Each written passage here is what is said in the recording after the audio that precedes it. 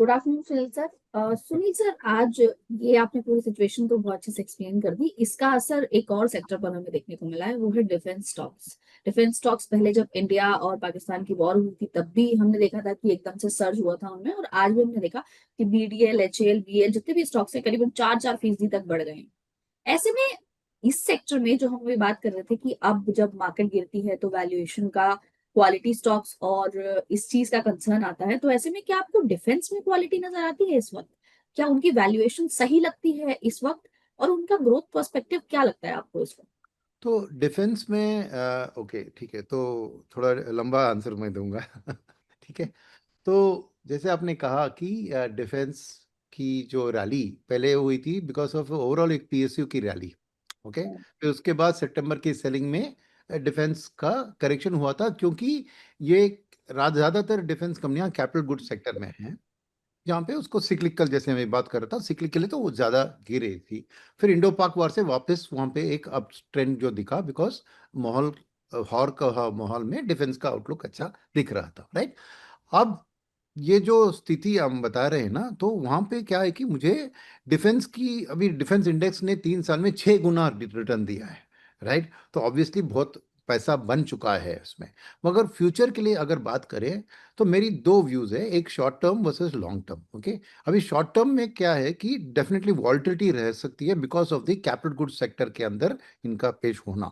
मगर at the same time आपको अलग अब डिफेंस को निकालें and look at the defence pack, उसमें दो तीन चीज सामने आते हैं। पहले है कि डिफेंस इंडेक्स के अंदर आपको 60-70% आपको पीएसयूस है। तो जी। नेचुरली ये इंडेक्स की परफॉर्मेंस उस पीएसयूस के परफॉर्मेंस से जुड़ी होती है। मगर future of defence is not in PSU. भले ही आपने कुछ पीएसयूस डिफेंस स्टॉक्स का नाम उठाया कि आज बढ़ रहे हैं कि, but the future of defence in India is the private sector. मैं कारण क्यों बता रहा हूं, क्योंकि ये वॉर का भी आप देखें, किस चीज से हमने वॉर को जीता था, वो थे ड्रोन्स, मिसाइल्स, यूएवी। जब मॉडर्न टेक्नोलॉजिकल वॉरफेयर है, यहाँ पे प्राइवेट सेक्टर ने हाथ दिया है गवर्नमेंट को आत्मनिर्भर प्रोग्राम के अंदर। तो फ्यूचर ऑफ डिफेंस, क्योंकि यहीं से आपको बिकॉज ऑफ इंडिया सक्सेस आपको एक्सपोर्ट ऑर्डर्स भी आएंगे from all the Asian countries for the Indian drones and Indian this thing, right. Second, PSUs उतना एक्सपोर्ट नहीं कर सकते बिकॉज फर्स्ट उनका मकसद होता है कि डोमेस्टिक रिक्वायरमेंट को सेटिस्फाई करें। रेस्ट प्राइवेट सेक्टर को वो कोई ये नहीं है कि कंपल्शन नहीं है, वो एक्सपोर्ट भी कर सकते हैं।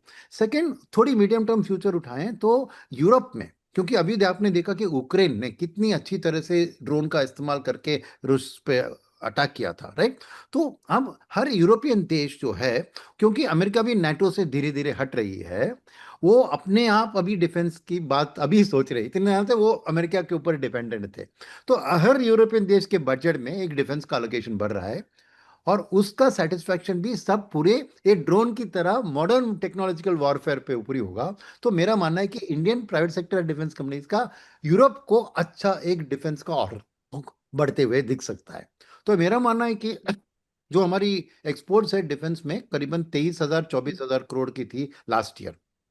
ओके, वो मेरे ख्याल में अगले 5 साल में दुगना होकर 50,000 करोड़ तक बढ़ सकती है, राइट। तो मेरा क्या फोकस है, सेकंड इज कि अभी इमीडिएट शॉर्ट टर्म के लिए भी आप देखें तो ये गवर्नमेंट ने जो भी आर्मामेंट्स इस्तेमाल किए हैं इस वॉर में, उसको रिप्लेस करना होगा। और मेरी खबर है कि मिनिस्ट्री ऑफ डिफेंस के जरिए 40,000 करोड़ का ऑर्डर रिलीज हो रहा है, जो अगले साल 1.5 साल में खत्म करना है। यहाँ पे भी प्राइवेट सेक्टर का हाथ होगा, क्योंकि ड्रोन्स मैन्युफैक्चर ये सब उनका ही है। तो प्राइवेट सेक्टर डिफेंस का मेरा आउटलुक अच्छा दिख रहा है, क्योंकि ऑर्डर बुक शॉर्ट टर्म में भी सस्टेनेबल है और मीडियम टर्म में एक्सपोर्ट्स के जरिए। तो ओवरऑल डिफेंस सेक्टर का ही मैं ग्रोथ मानता हूं कि करीबन 20% पर एनम अगले 5 साल में बढ़ सकता है। तो क्या है कि ये शॉर्ट टर्म ग्रोथ जो है वो ऑलरेडी प्राइस में है, राइट। तो ग्रोथ शॉर्ट टर्म में भी है और मीडियम टर्म में भी है, मगर शॉर्ट टर्म वाली जो ग्रोथ है वो ऑलरेडी आज दाम में दिख रही है, राइट। मगर अगर आप 3 साल, 5 साल, 6 साल, 7 साल ऐसे एक लंबी दिशा से इस सेक्टर को देखें, तो उसकी लंबी लाइफ है, क्योंकि ऑर्डर बुक्स जो भी ऑर्डर है उसको खत्म करने में 2-3 साल लगते हैं, राइट। तो एक सस्टेनेबल ग्रोथ स्टोरी है ये।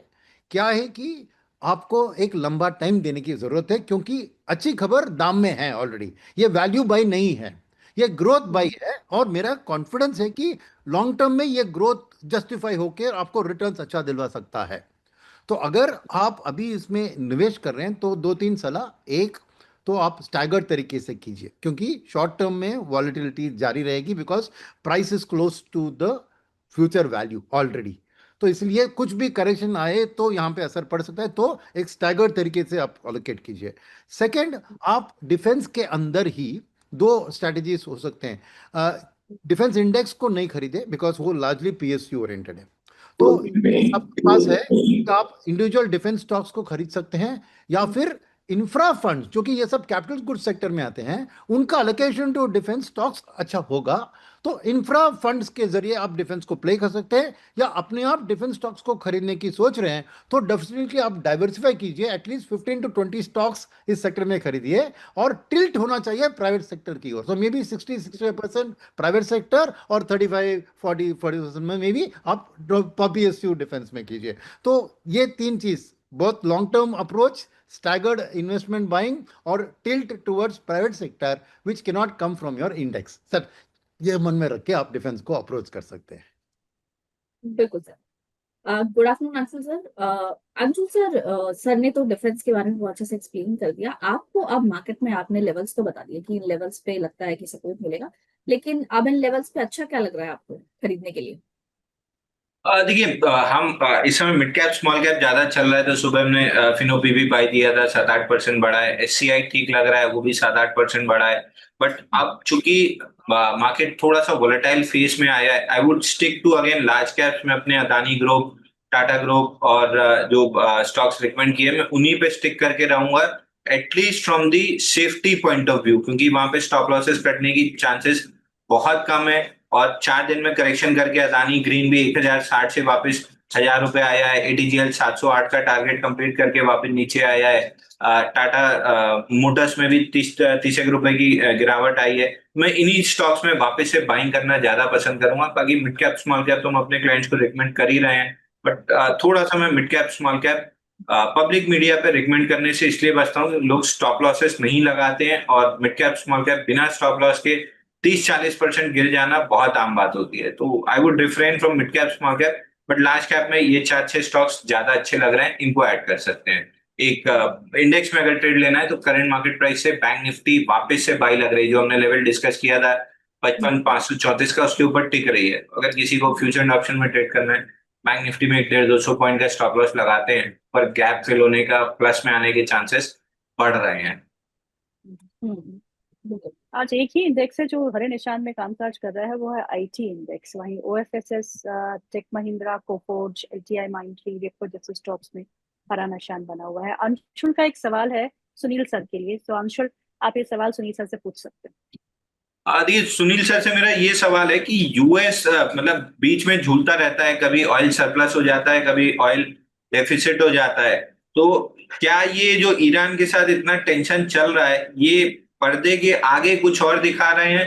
पर्दे के पीछे कहीं ये तो नहीं हो रहा है कि ईरान की ऑयल सप्लाई बाजार से खत्म की जाए, और वो जो गैप क्रिएट होगा, वो गैप यूएस अपनी ऑयल सप्लाई बढ़ाने के लिए मार्केट खोज रहा है, यानी हम ईरान को बाहर कर दें ताकि डिमांड रहे, सप्लाई उनकी खत्म हो, और हम अपना ऑयल पंप कर सकें मार्केट में। कहीं ये न्यूक्लियर का दिखा रहे हैं और वो ऑयल मार्केटिंग, ऑयल का खेल हो रहा हो?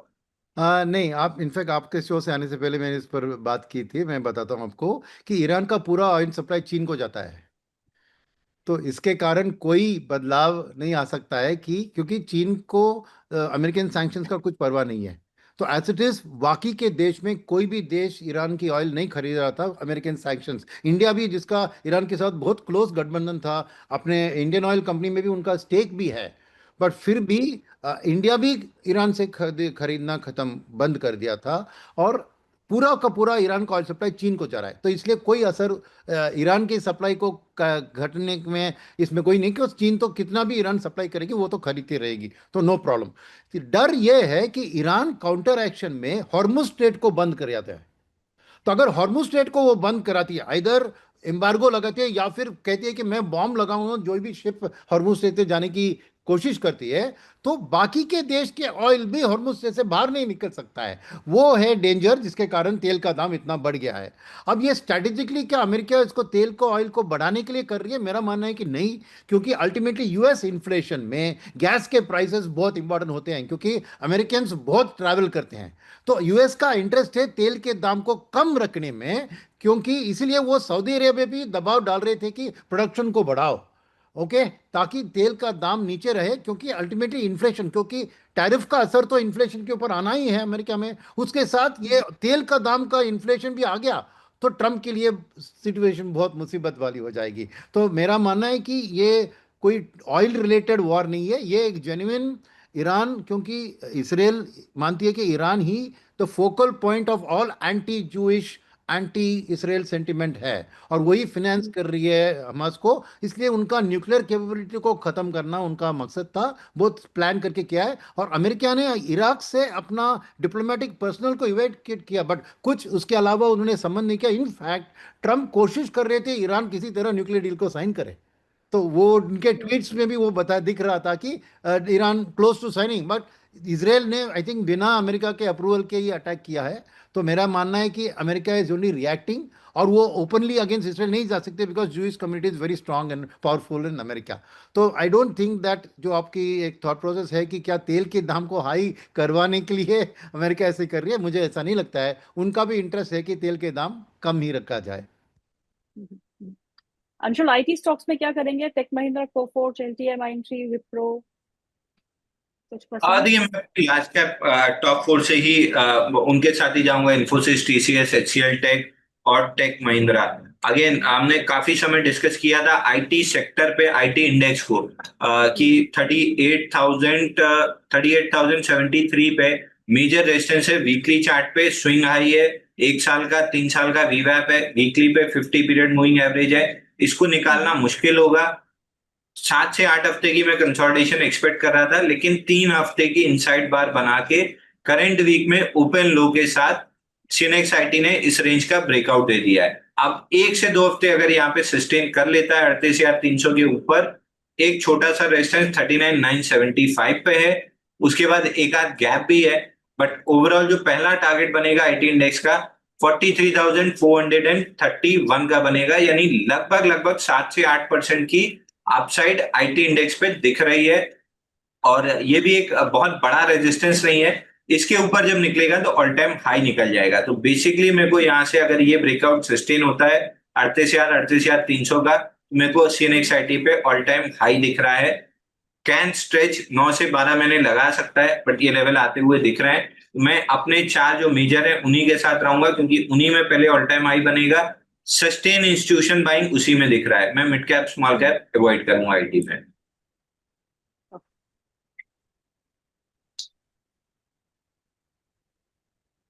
अंशु सर, वैसे तो आप सवालों को शामिल नहीं करते हैं, लेकिन जवाब आते हैं तो सवाल बहुत सारे आते हैं, तो कुछ एक आधे सवाल मैं ले लेती हूँ। हाँ। कुछ व्यूअर्स ने लिखा है कि गेल उन्होंने बेच दिया है, और अब वो पूछ रहे हैं जेएसडब्ल्यू इंफ्रा या फिर Tata power. I guess Tata power आपने पिछली बार जब आप आए थे अंशु सर, तब आपने वो दिया था उसकी पिक, तो क्या इनमें अभी भी बाइंग की जा सकती है? ठीक है, टाटा पावर 400 के ऊपर सस्टेन नहीं कर पा रहा है, कल भी नीचे आ गया था, लेकिन ये भी है कि ब्रेकडाउन नहीं आ रहा है। तो I would wait weekly closing 401 405 के ऊपर आ जाए तो टाटा पावर में मैं बिल्कुल बाइंग स्टार्ट करूंगा। मेरा बाइंग में बहुत ज्यादा इंटरेस्ट है टाटा पावर में। 447 457 की जोन दिख रही है, बट ये 400 के ऊपर एक बार टिकने लगे। दिक्कत केवल टिकने में है, समय लगाएगा बट उसके ऊपर टिकेगा। जेएसडब्ल्यू इंफ्रा वापस से डिप आई है 285 से बढ़िया 318 तक की एक ट्रेडिंग अप मूव मिली थी, वापस ये डाउन मूव आई है। यहाँ पे आपको गैप छूटा था उसको फिल किया है, फिर इसको एक्यूमुलेट करके चलना चाहिए इन रेटों से 300 से 276 के बीच में जहां भी मिल जाए। नेक्स्ट लेग में जो अभी स्विंग आई 318.80 का बना है, इसको पार करेगा तो 327.80 पे अटकेगा, बट ओवरऑल 360 रुपए जो ऑल टाइम हाई है वो टारगेट दिख रहा है। ट्रेडर्स के लिए थोड़ा सा दिक्कत हो सकता है, बट इन्वेस्टर्स के लिए कोई दिक्कत नहीं दिख रही है, आराम से 360 रुपए आ जाएगा। Sunil sir, gold silver, gold और सिल्वर, गोल्ड फिर से 1 लाख पार आज जो टेंशन है उसको देखते हुए, और सिल्वर का सर्ज हम थोड़े दिनों पहले देख चुके हैं। किसे पिक करना है? मुझे जहां तक याद है आपने कहा था पिछली बार की थोड़ा एलोकेशन हम गोल्ड में अपने पोर्टफोलियो में और बढ़ा सकते हैं। नहीं, मैं कहूँगा कि 10 से 15% गोल्ड को रखना राइट थ्रू अच्छा है, उसको कंटिन्यू करें, क्योंकि जैसे एक तो वॉर की सिचुएशन है, मगर उसके अलावा डॉलर भी वीकनिंग सिचुएशन में है। और अगर यूएस के नंबर्स आप देखें तो मुझे लगता है कि अगले 6 महीने में ज़रूर फेड का रेट कट भी होगा। तो ये सब चीज़ गोल्ड के लिए पॉजिटिव है। और कई रिपोर्ट्स थे इंटरनेशनल के कि मैंने देखा कि $4,000 की उन्होंने टारगेट दिया है। मेरा ऐसा कुछ टारगेट नहीं है, मगर क्या है कि गोल्ड ऐसी अनसर्टन सिचुएशन में आपको गोल्ड रखना ऑलवेज अच्छी चीज़ है। तो मगर मेरा एक सलाह है कि आप डायरेक्ट गोल्ड ईटीएफ खरीदने के बगैर आप मल्टी एसेट फंड्स का इस्तेमाल कीजिए। उसका 2-3 कारण है। एक है कि उधर जो फंड के एसेट एलोकेशन में कमोडिटीज़ का है उसमें गोल्ड रखते हैं। और सिल्वर का मेरा कोई व्यू नहीं है, बिकॉज मैं उसको स्टडी नहीं करता हूँ। मगर जब सिल्वर की अच्छी, क्योंकि कोई गोल्ड सिल्वर रेशियो बहुत लोग ट्रैक करते हैं, तो एक फंड मैनेजर शायद अगर उसकी पोर्टफोलियो में है अलाउड तो गोल्ड से सिल्वर का भी मिक्स उसको बढ़ा सकता है। तो वो एक बेनिफिट आ सकती है। जो आपने गोल्ड खरीद लिया फिर सिल्वर ईटीएफ को कैसे खरीदे वो सोचने की बात नहीं आती है। सेकंड होता है कि इस माहौल में देखिए कि जो मल्टी एसेट फंड में इक्विटी एलोकेशन जो होता है 60-65%, बट लार्ज कैप ओरिएंटेड होता है। तो वो भी एक अच्छी चीज़ है इस बार, in terms of the uncertainty, to stick with the larger cap. तो मैं कहूंगा कि आप मल्टी एसेट की एलोकेशन बढ़ाएंगे तो ऑटोमेटिकली आपको गोल्ड भी मिल जाता है, लार्ज कैप भी मिल जाता है। तो that's a better way to play gold. But definitely आपको गोल्ड को इग्नोर नहीं करना चाहिए, कि जब भी ये कोई ऐसी स्थिति आती है तो वो बढ़ता है। तो डेफिनेटली वही मेरी सलाह है, 10 to 15% gold allocation should be in your portfolio at all times. Anshul ji, shipping corporation of India, GE shipping corporation of India 14% up, GE shipping 6% up, और ये जो बाल्टिक ड्राई इंडेक्स है वो 50% बढ़ चुका है पिछले एक महीने में। उसका एक इम्पैक्ट जो है हम दोनों ही स्टॉक्स पे देख रहे हैं। क्या करना है? एससीआई में स्टैंडर्ड डिस्क्लेमर से स्टार्ट करूंगा। एससीआई 208.50 रुपए से हमारे क्लाइंट लॉन्ग हो सकते हैं। हमने 3